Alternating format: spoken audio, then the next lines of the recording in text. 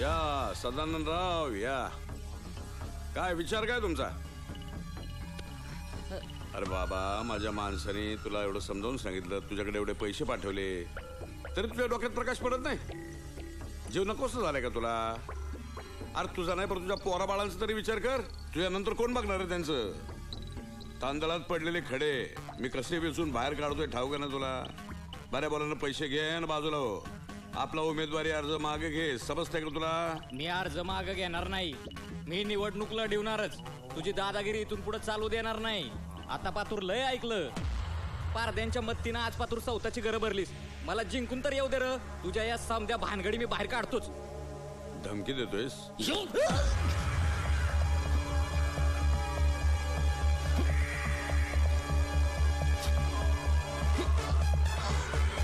माझ्या मालकाला, माझ्या मोर होलठ फोडणाऱ्याला मी चित्ताच सोडत नाही. तुला हवं नव्हतं वैर.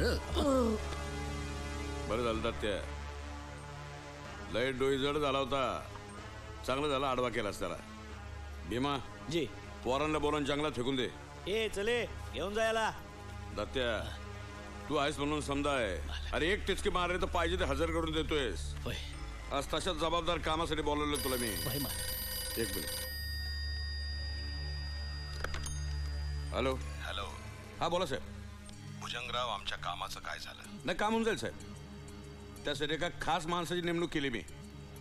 ठीक आहे, काय ते लवकर करा, लवकर. होय साहेब.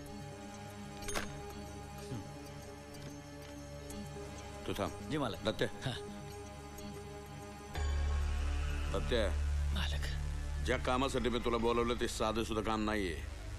मालक, साधी सुधी कामं मी आधी करत नाही. तुम्हाला ठाव आहे. तुम्ही फक्त हुकूम बोला.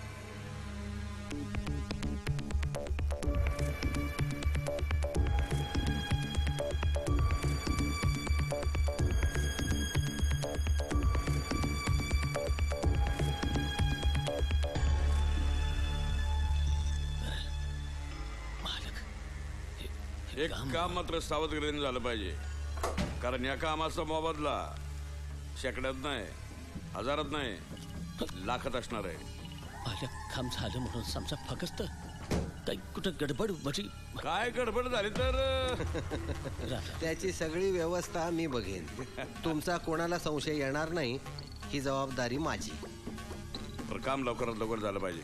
दत्ताखांच्या बी कामाला येळ लावत नाही. तुम्ही नुसतं निवांत राहावा मालक. आता राम राम. राम राम. राम राम.